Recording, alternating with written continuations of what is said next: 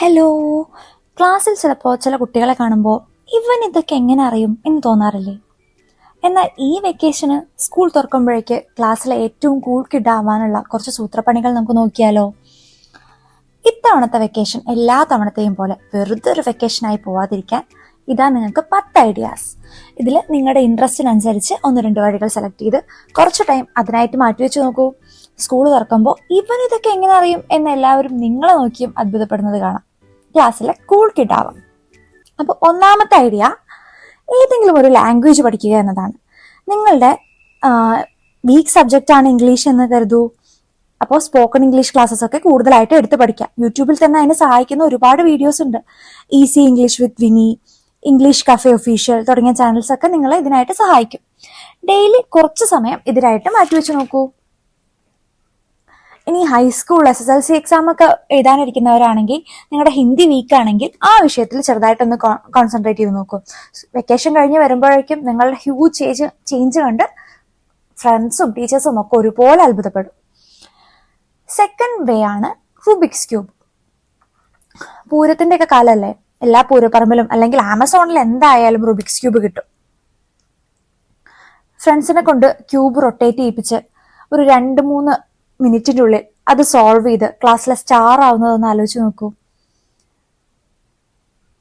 YouTube, യു10 craft, Mallu discovery TV തുടങ്ങി മലയാളത്തിൽ തന്നെ റുബിക്സ് ക്യൂബ് സോൾവ് ചെയ്യുന്നത് പഠിപ്പിക്കുന്ന കുറെ വീഡിയോസ് യൂട്യൂബിൽ കിടക്കുന്നുണ്ട്.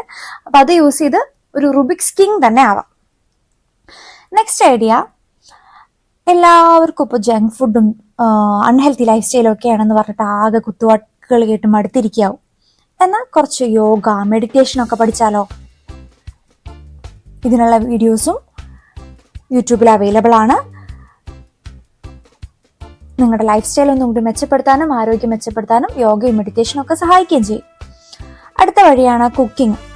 നിങ്ങൾ കുക്കിങ്ങിൽ താല്പര്യമുള്ളവരാണെങ്കിൽ ബ്രെഡ് ടോസ്റ്റ്, സൂപ്പ്, ഓംലെറ്റ്, അതിൻ്റെയൊക്കെ വെറൈറ്റീസ് ഒക്കെ ഒന്ന് ട്രൈ ചെയ്ത് നോക്കിയാലോ? നിങ്ങൾക്ക് ഇഷ്ടമുള്ള ടേസ്റ്റ് വീട്ടിൽ തന്നെ റീക്രിയേറ്റ് ചെയ്ത് എല്ലാവരും ഒന്ന് ഞെട്ടിക്കുകയും ചെയ്യാം. 5ാമത്തെ വഴിയാണ്, ഇത് നിങ്ങൾക്ക് പഠനത്തിൽ കൂടുതൽ ഉപകാരപ്രദമാവുന്ന ഒരു വഴിയാണ്. 10ല് കുറച്ച് ഗ്രേസ് മാർക്ക് വാങ്ങാനുള്ള കുറച്ച് പ്രിപ്പറേഷൻസ് നടത്താം.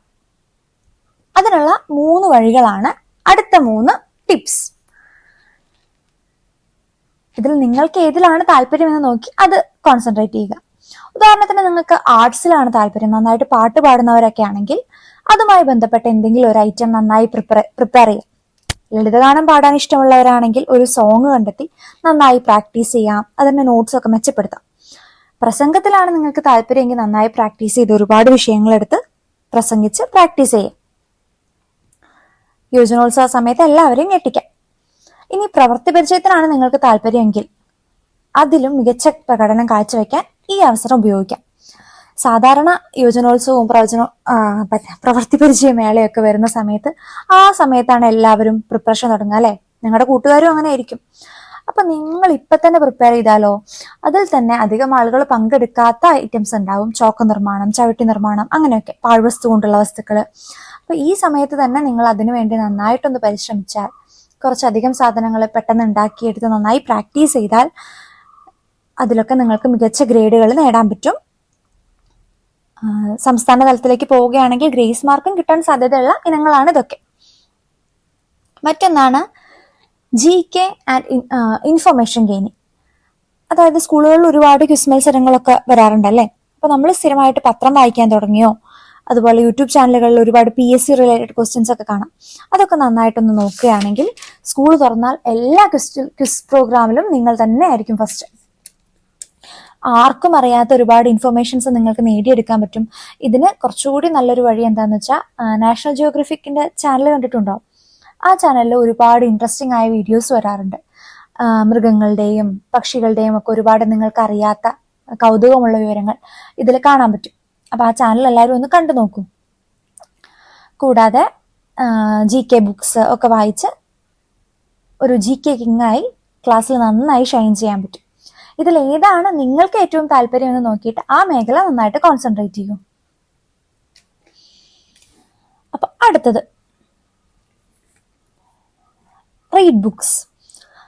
ഇപ്പോൾ സോഷ്യൽ മീഡിയയിലൊക്കെ വളരെ ട്രെൻഡിങ് ആയിട്ടിരിക്കുന്ന റാമാനന്ദി, ഏറ്റവും പ്രിയപ്പെട്ട എന്നോട് തുടങ്ങിയ പുസ്തകങ്ങളെ കുറിച്ച് കേട്ടിട്ടുണ്ടോ? പൃഥ്വിരാജ് തകർപ്പൻ പെർഫോമൻസ് കാഴ്ചവെച്ച ആടുജീവിതം കണ്ടിട്ടുണ്ടോ? ഇതൊക്കെ നിങ്ങളുടെ അടുത്തുള്ള ലൈബ്രറിയിൽ ലഭ്യമായിരിക്കും. എല്ലാ പ്രദേശത്തും ഒരു ലൈബ്രറി ഉണ്ട്. നിങ്ങളുടെ പ്രദേശത്തെ ലൈബ്രറി എവിടെയാണെന്ന് കണ്ടെത്തി അല്ലെങ്കിൽ ഫ്രണ്ട്സിനോട് അന്വേഷിച്ച് നിങ്ങൾക്ക് ഈ പുസ്തകങ്ങൾ സംഘടിപ്പിച്ച് വായിക്കാം. ഇനി അതല്ല, കുറേ പുസ്തകങ്ങളുടെയൊക്കെ PDFs ഇന്റർനെറ്റിൽ അവൈലബിൾ ആണ്. വെക്കേഷന് കുറച്ച് പുസ്തകങ്ങൾ വായിച്ച് വായനാ ലോകം ഒന്ന് പരിചയപ്പെട്ടു നോക്കൂ. ഇനി നിങ്ങൾ പഠനത്തോട് കൂടുതൽ താല്പര്യമുള്ള SSLC അങ്ങനെ നല്ല പരീക്ഷകളൊക്കെ വരാൻ നിൽക്കുന്നവരാണെങ്കിൽ നിങ്ങൾക്ക് ടെക്സ്റ്റ് ബുക്സും ഒന്ന് നേരത്തെ കൂട്ടി വായിച്ചു തുടങ്ങാം. കഴിഞ്ഞ വർഷം പഠിച്ചിറങ്ങിയ കുട്ടികളോടോ അല്ലെങ്കിൽ സമഗ്രയിലെ എല്ലാ പുസ്തകങ്ങളുടെയും PDF അവൈലബിൾ ആണ്. ഇതിൽ നിന്നൊക്കെ നിങ്ങൾക്ക് ടെക്സ്റ്റ് ബുക്ക് സംഘടിപ്പിച്ച് ഒന്ന് വായിച്ചു തുടങ്ങാം. ടീച്ചർ ക്ലാസ് എടുക്കുമ്പോൾ പാഠം ഒന്നുകൂടി മനസ്സിലാവാനും മനസ്സിലിരിക്കാനും നല്ല സ്കോർ നേടാനും ഇത് സഹായിക്കും. ഉദാഹരണത്തിന് ടീച്ചർ ഒന്ന് ഫുട്ബോളിനെ കുറിച്ച് പറഞ്ഞാൽ നിങ്ങൾ എല്ലാം മറന്ന് പെട്ടെന്ന് നന്നായി ശ്രദ്ധിക്കാൻ തുടങ്ങും അല്ലേ? അതുപോലെ കുറച്ച് അറിയാവുന്ന കാര്യമാണെങ്കിൽ കൂടുതൽ ശ്രദ്ധയോടെ നിങ്ങൾക്കത് കേൾക്കാനുള്ള താല്പര്യവും കൂടും, മാർക്കും കൂടും. അപ്പോൾ എല്ലാവരും ടെക്സ്റ്റ് ബുക്ക് വീണ്ടും ഒന്ന് മറിച്ച് നോക്കാൻ, വീണ്ടും അല്ല, അടുത്ത വർഷത്തെ ടെക്സ്റ്റ് ബുക്ക് ഒന്ന് മറിച്ച് നോക്കാൻ അവസരം കിട്ടുകയാണെങ്കിൽ അതിനും ഈ സമയം ഉപയോഗിക്കാം. അടുത്തത്, ഇത് വീട്ടിൽ കുറച്ച് സഹായിക്കുന്ന ഒരു പരിപാടിയാണല്ലേ, ക്ലീൻ യുവർ റൂം. നിങ്ങൾ ആഗ്രഹിക്കുന്ന ചിത്രങ്ങൾ നിങ്ങളുടെ റൂമിന്റെ ചുമരിൽ വരച്ച് ഫർണിച്ചേഴ്സ് ഒക്കെ ഒന്ന് റീഅറേഞ്ച് ചെയ്ത് വസ്ത്രങ്ങളൊക്കെ ഒന്ന് ഒതുക്കി റൂം ഒന്ന് റിഫ്രഷ് ചെയ്തെടുക്കാം.